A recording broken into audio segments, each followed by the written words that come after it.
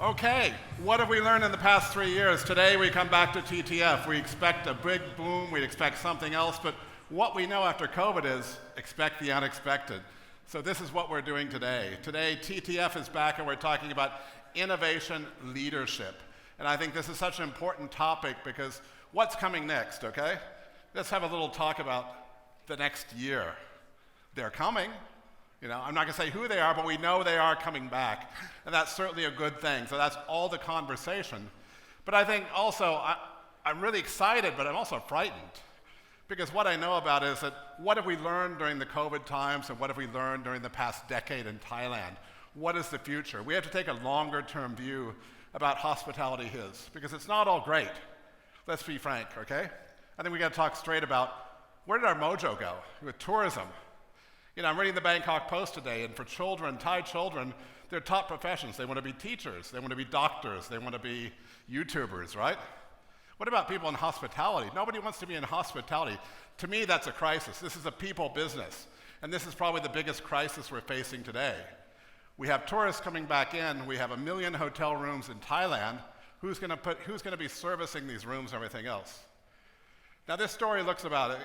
It's really interesting to look at this because this is a heart attack, right? It's like a fat guy running up a hill, sorry.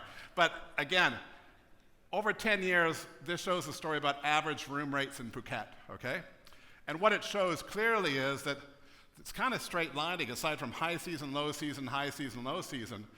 But this is the hotel business. It's not a hotel nonprofit. And what we should be seeing is stuff like this. And we live in an inflationary environment. Now, inflation is important. You go to the US, you go to Europe right now, and they're saying, oh, we have inflation. We're raising hotel room rates, right? We're offsetting our operating costs. But in Asia, with the Chinese coming back, what are we going to do? Is this a commodity? How do we get our pricing up? One thing's very clear. Hotel rooms in Thailand are too cheap, okay? When you look at the product and everything else, there has to be a premium. Singapore has done it. Other destinations have done it. Why can't we increase room rates with the great products we have?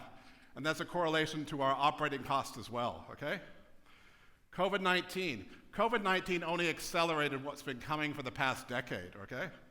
2010, payroll costs in a hotel, 17%, right? 2019, 27%, okay? That money is off the bottom line. If I'm a hotel owner, I'm saying, where did my profit go? I just saw the average room rate wasn't going up. You have CAGR maybe of 2% a year, but my costs are going up. My bottom line is going away. We saw it coming and we didn't do anything. What a mistake, right? And I think when we talk about innovation, again, what's out there? Hotels have to stop giving money to OTAs, okay? You have other people in the industry who are saying we have 15 to 25% of the money going out the door to an OTA because we can't innovate, okay? We have other guys doing hotels jobs. You've got Airbnb. Airbnb is a great example because they take a superhost, right? Hotels say we honor employees, we honor people and say that, but a superhost is more preferred property, they have higher revenue. It acknowledges the power of people in a hotel. I think that's so important. You've got energy costs which continue to go up because we're not reinvesting in technology, okay? And products versus people, we're obsessed by products. But what about the people to operate this? That's the most important thing. And it is probably the worst time of the past decade to be a hotel owner.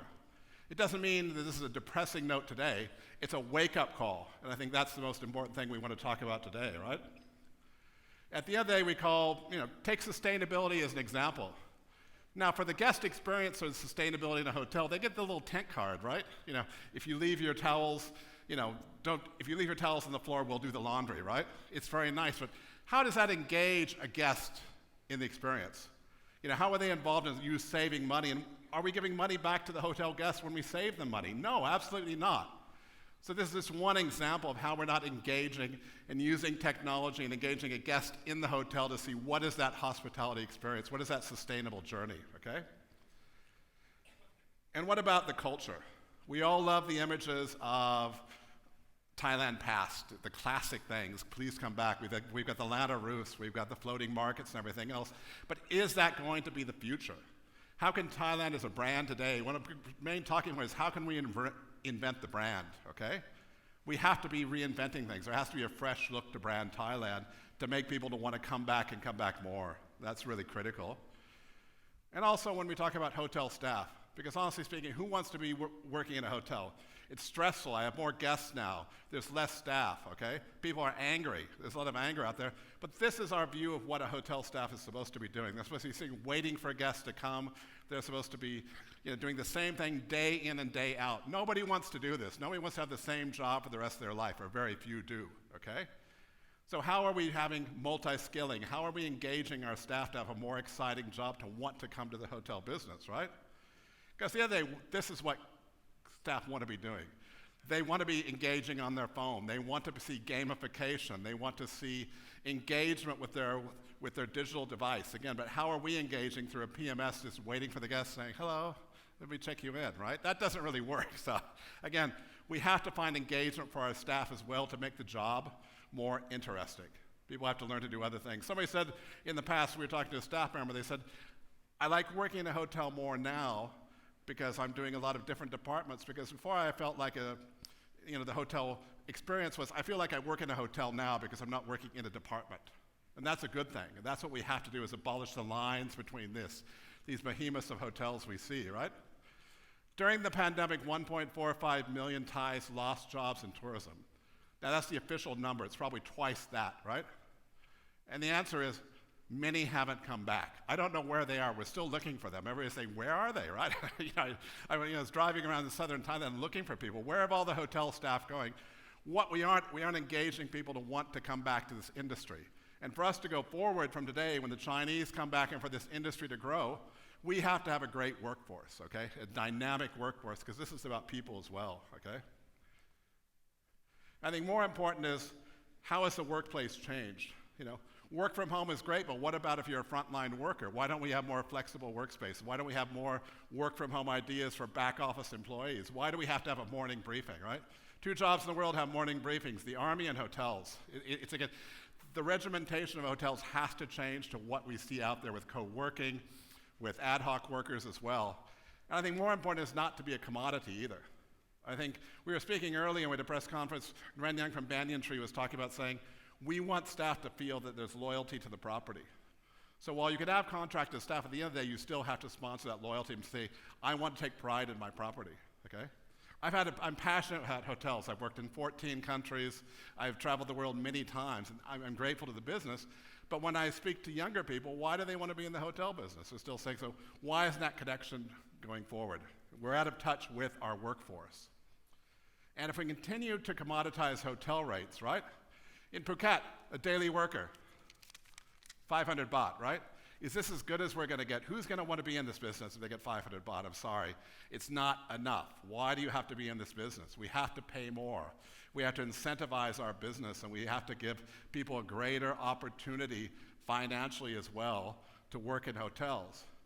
Because if we're going to commoditize at the end of the day, all we're going to see is we're going to be competing on room prices and everything else. So when the market goes soft, we're all going to be dropping room rates.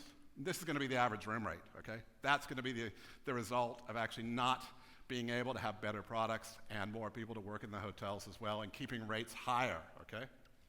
We have to be confident of that. And again, a brand that can't deliver, okay? Hospitality has to be able to innovate. It has to be able, Thailand it's an innovative culture for many things, and with hospitality, when you think about Thai hospitality, I'm still looking at the pictures of the floating market. I'm still looking at the pictures of landed Thai roofs. What does it mean? Why aren't we innovating more products for hospitality?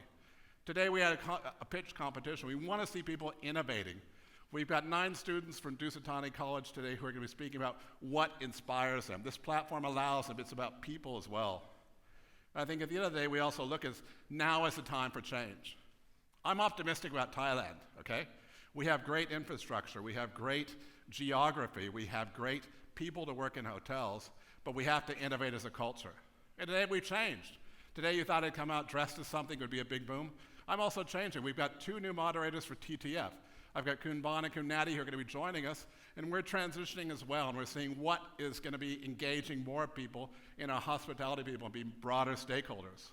So with that, I'm going to be back at the end of the conference, and I'll be speaking again, but for now, it's Kun Bon and Kun Natty who are joining, and you guys are going to be moderating TTF. Have a great session.